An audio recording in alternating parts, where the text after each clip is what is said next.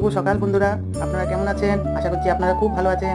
আমি এখন রুমার রান্নাঘরে চলে যাচ্ছি। আজকে আমি তৈরি করে দেখাচ্ছি জিলাপি। এই যে বিউলির ডাল কাল রাত্রেবেলায় ভিজিয়ে রেখেছিলাম, এখন এটাকে বেটে নেব। বিউলির ডালটা আমি রাত্রে ভিজিয়ে রেখেছিলাম, বেটে নিয়েছি। আর একটু গোবিন্দভোগ চাল আমি ভিজিয়ে দিয়েছিলাম, এটা মচমচে হওয়ার জন্য দিচ্ছি। একটু কর্নফ্লাওয়ার দেবো 2 চামচের মতো, একটু কালার দিলাম। এবার এদিকে আমি চিনির শিরা বসিয়ে দিয়েছি কড়াইতে, একটু এলাচ থেতো করে দিচ্ছি। এটা দিতেও পারেন, নাও পারেন। দিলাম চিনিটা দিয়ে দিলাম, 500 গ্রামের মতো চিনি দিয়েছি। এটা ফাটিয়ে নেবো। ফাটানোটা হয়ে গেছে, একটু রেস্টে রাখবো, 10 মিনিট রেস্টে রাখবো। চিনির শিরাটা আমার হয়ে এসছে, একটু পাতিলেবুর রস দিতে হবে। চিনির শিরাটা এরকম হবে, একটু আঠালো ভাব। এদিকে তেল গরম বসিয়ে দিয়েছি।